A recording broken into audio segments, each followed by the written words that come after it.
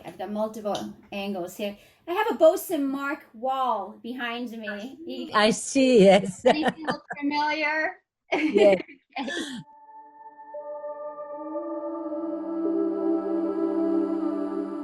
I came to Boston to study Tai Chi.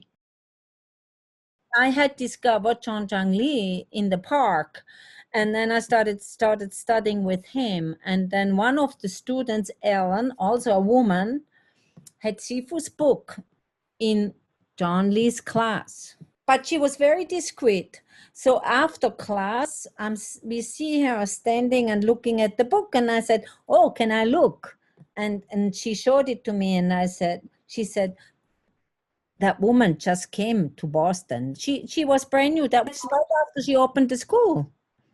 It was very exciting because I went to visit the school, and to me, it was clear that I wanted to go to Sifu because she was a woman, very small, strong.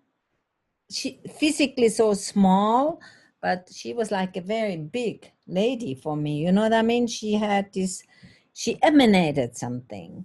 And I was already, I've always been kind of a feminist. So to me, it was clear. I was completely in love with this idea like of studying with a woman. But I only studied, I think, maybe 4 years with Sifu. I was there every day. At that time, that was another thing I liked. We went there every single day. And that's what I tell my students too. Sifu, she was always open. Her school was always open, even on holidays. You know? Yeah, I don't think we ever had any holiday celebration. No, because school was always open.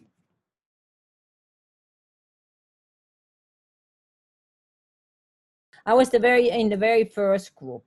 We were really packed in, that's true, with a lot of people in mostly the exercise classes. And then she separated the classes afterwards.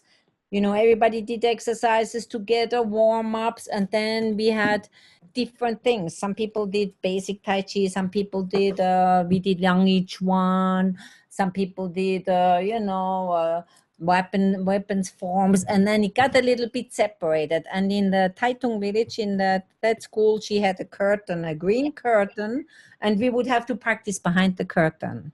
Yeah. We could always be in the school, but the class would be up front, and we could practice in the back. Yeah, and outside too, facing a parking lot. Sifu spoke no English. Sometimes she would have them translate. It was quite difficult for us, Sometimes Sifu would talk a long time in Chinese, and we would wait and wait. And then we would say, "What did she say? What did she say?" She said, "Stand up straight," or, anything like just very short. Look, I mean, we were so frustrated because we couldn't understand what she was saying,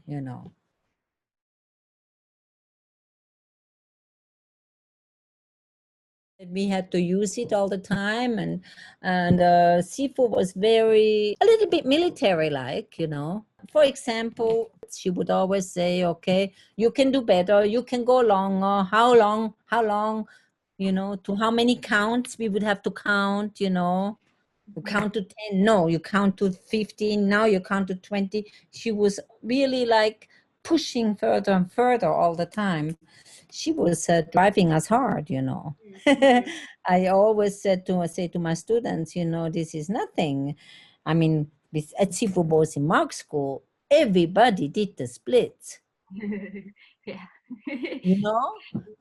Everybody had to do the splits. I mean, you were like, it wasn't tender training,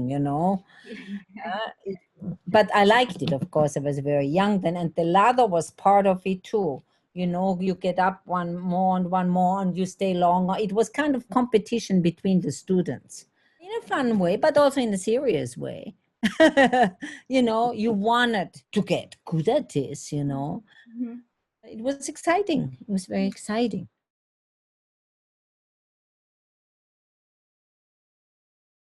She was always very concerned with performance. like I remember for the performance group, the kicks, they had to be all at the same height. They had to be the same, everything was perfect, like you said. And we were good. I remember when we went to New York, once in Chinatown, we had this performance where all the different Tai Chi schools were there and different schools. We blew people's mind, we were so good to the other Tai Chi students. So we were really good in that way. So she had a special knack for making beautiful demonstrations, performances, I remember that one in New York. She did the double-edged sword, and it was so beautiful. It made me cry. Yes, I was watching her. She was doing it by herself, and it brought tears to my eyes. And it was so, it was an epiphany to be there. It was like, so I still tell this my students every so often. I say, when it's done right, it is so moving. But I've only once in my life seen somebody move like that. It made me cry.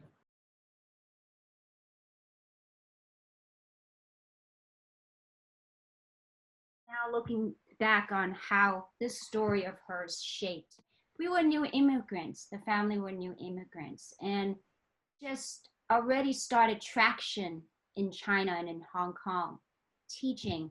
And so this transition was for her to carry what she had started in Asia and spread the love to the West.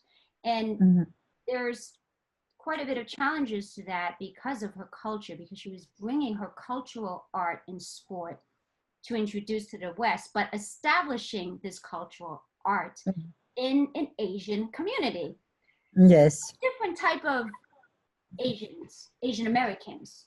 Yeah. So there's double amount of pressure because she has to represent herself accurately as a Chinese woman, to represent her martial arts skills and her art in the best way possible. And I think what was really unique, all the martial arts schools in that area were already established by men.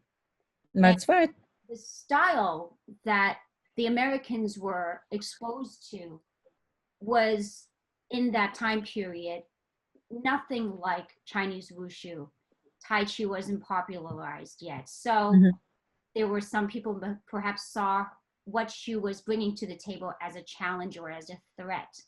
Because I do vaguely remember the energy around us when we were first starting out. I remember better during Harrison Avenue, but even during that time, this would have been her second school after Beach Street. There was that kind of tension and energy around, and I have vague visuals, but it always had to do something with the surrounding schools and during performance events. And there's this, I don't know, this kind of like maybe competitiveness, or like we always had to be a little bit more wary, like we have to do it 100 times better, and we can't make any mistakes, and everybody needs to be perfect because we're all here to represent, because she was still proving herself essentially. She never really stopped proving herself. And, that was just the position, because she was a woman, because she was bringing to the table something very unique at the time, and the Chinese culture, of course.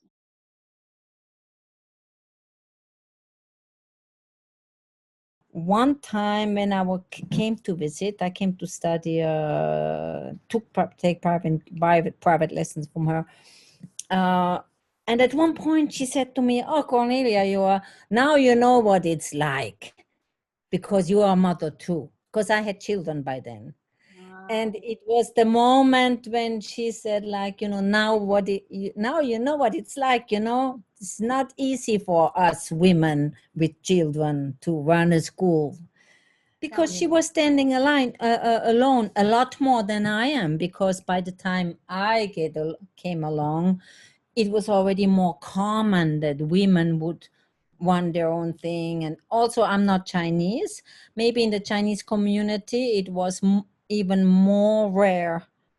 You know, all the teachers were men, right? All the other schools, they Yeah. were men, you know? So I think that she was even more alone Yeah. with, you know, and she had to be very strong and very tough in a way to pull through. Mhm. For me, it was also tough because it's a fact of having children and having a Tai Chi school and having, you know, it's not easy, but well, especially also not as a woman in Europe either. When I first came here, most teachers were men, but most students were women, you know? So I could feel this in Europe.